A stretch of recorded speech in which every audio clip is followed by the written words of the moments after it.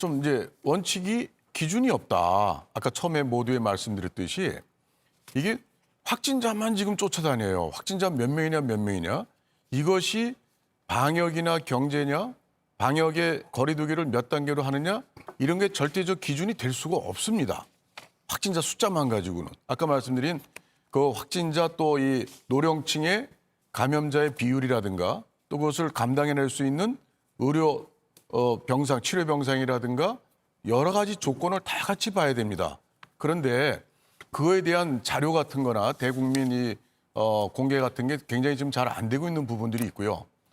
아쉽게도 정말 이 철저하게 방역을 했었어야 될 때는 사실은 1월 달 우한에서 코로나가 발생하면서 그때 철저하게 중국으로부터의 유입을 차단하고 국내 방역 시스템을 점검하고 또 이 준비를 했었어야 돼요, 저희가. 근데 예. 중국 보세요. 처음에 이제 굉장히 많이 대량 발생했지만 철저히 중국의 그 사회주의적 그런 통제 시스템이 굉장히 강한 나라라서 그런지 철저히 그걸 봉쇄를 해가지고 지금은 어쨌든 그 통계 발표하는 거를 중국의 것을 다 미룰 수는 없지만 상당히 거기는 일단은 안정돼 있어요. 그렇지만 초기에 경제적 그 피해는 엄청났습니다. 단기적으로. 근데 우리나라는 꽁 먹고 알 먹고 뭐 다 하려다가 초기에 사실은 그때 철저한 방역을 시기를 놓치고 초동 대처 실패하고 두 번째는 이후에 계속 신천지 사태 또 뭐 이태원 발 또 뭐 8월 달 또 뭐 이 광복절 전후로 한 또 이런 또 대량 발생 이런 걸 거치면서도 아직도 정부는 방역 전략에 대해서 또 감염병 국가 대응 전략에 대해서 어떤 방향 수정이나 이런 걸 안 하고 있어요. 저는 왜냐하면 상당히 좀 비겁하다 이렇게 생각을 합니다. 왜냐하면 경제를 살리기 위해서 방역을 좀 느슨하게 풀면은 확진자가 많이 생기면 예. 그 부담이 되니까. 그리고 그러고 싶은 마음도 아마 있긴 있지 않겠나 싶어요. 전 정부 당국이. 근데 그걸 못하는 거죠, 스스로. 왜냐하면 그동안 확진자만 가지고 K방역 하면서 너무 자기 정치적 어떤 치적으로 대외적으로 홍보를 대내외적으로 많이 했단 말이에요. 그 기준을 좀 정부가 저는 벗어났으면 하고 솔직하게 정치적 판단하지 말고 이제는 이 종식시킬 수 없는 이 코로나19를 함께 저희는 내년까지 가야 됩니다.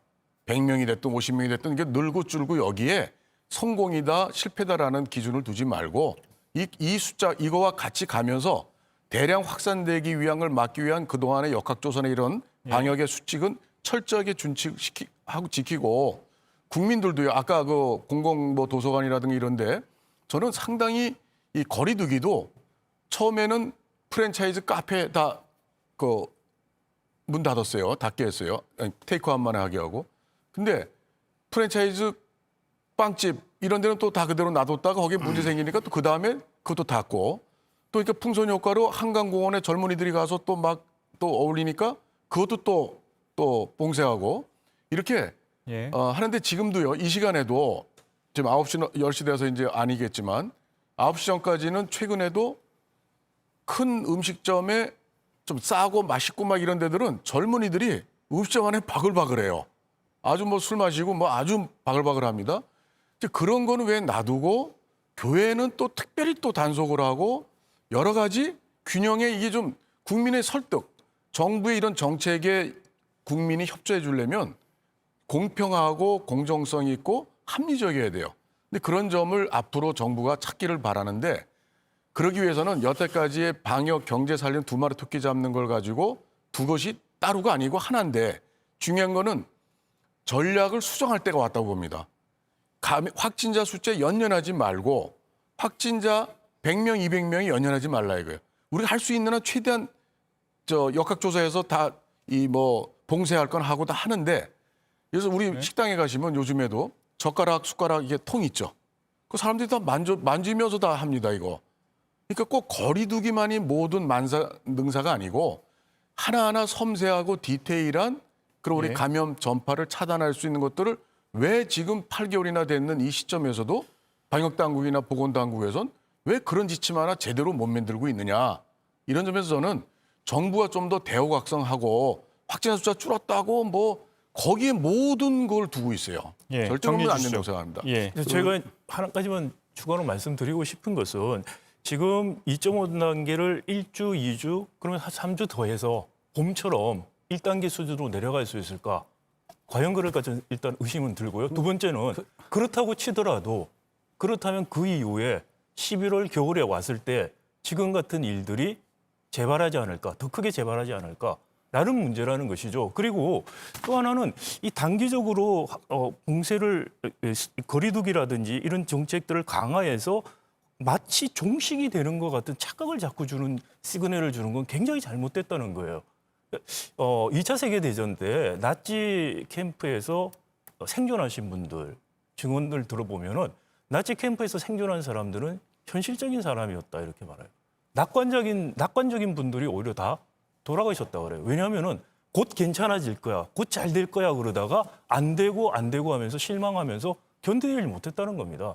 지금 이게 1년 안에 최소한 이런 상태가 종식되기 어렵다는 게 대부분 전문가들 의견이라고 생각합니다. 네. 2년을 말씀하시는 분도 있어요. 제가 좀 말씀드리고 그렇다면은 싶은데요. 거기에 맞는 장기적으로 국민들이 받아들일 수 있는 수준의 예. 사회생활과 경제생활 그리고 우리가 통제할 수 있는 방역 정책의 조화점을 찾아야 된다. 예. 3월 달에 모델로는 지금 되지 않는다라는 말씀을 드리고 예, 싶습니다. 이재갑 교수님께 발언권을 드릴 텐데요.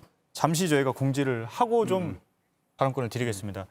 예, 지금 토론이 계속 진행 중인데요. 앞서 말씀드린 것처럼 오늘 토론에는 시청자 여러분들도 참여하실 수가 있습니다. 고강도 거리두기 조치에도 불구하고 생각보다 효과가 덜이라는 것이 지금 방역 당국의 고민인 것 같은데요. 그렇다면 더 고통을 견뎌내야 되는지 아니면 지금 단계에서 조금 풀어줘도 된다고 생각을 하시는지 02751에 6002번, 02751에 6002번으로 의견을 주시기 바라겠습니다. 직접 전화 연결을 해서 또 토론에 반영을 하도록 하겠습니다.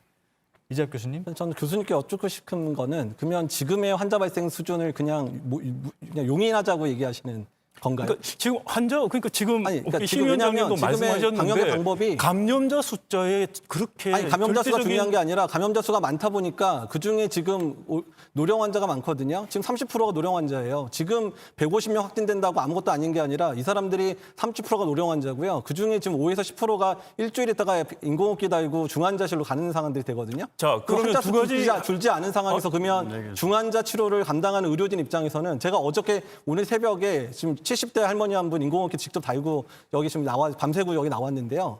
그러면 그 숫자들을 우리가 지금 200명, 300명 계속 발생하고 그중에 10명 정도가 일주일 있다 계속 인공호흡기를 다는 상황이 돼서 중환자실이 200명, 300명 되는 상황들을 우리 의료체계가 지금 감당할 수 있을 거라고 생각하시느냐고 묻고 싶어요. 제가 말씀드린 거는 그 말씀을 드린 것이 아닙니다. 제가 그러면 어떻게 감소시킬 건지에 대한 대안을 얘기하시란 말이에요. 들어보세요. 아무 대안 없이 왜 2.5단계를 어떻게 지금까지 들어보세요. 한다고 해서 1단계로 지금 상황을 막을 수 있다고 1단계로 생각하시는 가자고 거예요? 이야기한 거 아니라고 일단 말씀드렸죠. 저도 한 제가. 말씀 좀. 그다음에 지금 중환자 위주의 스마트한 방역을 하는 거 더 필요하다. 확진자 숫자 전체가 아니고 아니 왜냐하면 확진자 수가 많아지니까 중환자가 늘고 있잖아요. 자, 그러면 왜 그 봄에는 부분을 감당 확진자 생각을 안 수가 하시는 많았지만 거죠. 중환자 안 많았어요. 연령의 문제였죠. 자, 그럼 중환자들이 많이 나올 수 있는 취약한 곳이라든지 취약한 부분에 대해서 방역을 그러면 지금부터 풀지 말자. 동의합니다. 그런데 그렇지 않은 부분 제가 여러 가지 예를 들었어요.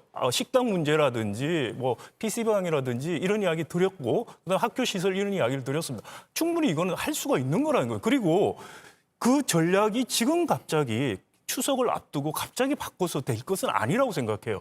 추석 지나서 한 2주까지는 어차피 지금 전략을 스마트하게 활용을 해서 가자는 의미입니다. 그렇지만 그 이후에는 겨울에 올 수 있는 대유행이라든지 지속 가능성을 생각해서 종합적인 리뷰가 필요하다. 그 리뷰를 위해서 지금부터 정부는 준비를 해야 된다라는 말씀을 아니, 드리는 그건 맞습니다. 것이고요. 그건 맞는데 지금 당장에 2.5단계를 낮추냐 안 낮추냐는 그 상황에 있어서는 답이 안 되고요. 당연히 장기적인 부분을 준비를 해야죠. 자, 그리고 또 하나는 장기적인 준비를 말씀하신 하기 위해서 병상 말씀하시는데 지금의 2차 유행 병상을 늘려야죠. 아니 2차 유행의 상황들을 복기를 해서 지금의 사회적 거리 단계가 1단계, 2단계, 3단계에 대해서 이거의 유효성에 대해서 이번 기회를 통해 평가를 하게 되잖아요. 네, 그러니까 이번 그렇습니다. 기회에서 저희가 했었던 방식 중에서 말씀하신 대로 그중에 효과적인 방법들은 더 강화시켜야 되고 효과적이지 않은 방법들은 풀어야 되는 방법으로 가야 되는데 그것이 그거는 가을에 말씀하신 대로 종합적으로 10월 체계적으로 이후의 만들어져야- 상황이란 얘기예요. 지금 가을에 당장은 종합적으로 체계적으로 지금의 유행 하자는 상황을 것이고 완화시켜야 된다는 얘기죠. 지금 단계에서 할 수 있는 것은 하자는 예. 겁니다.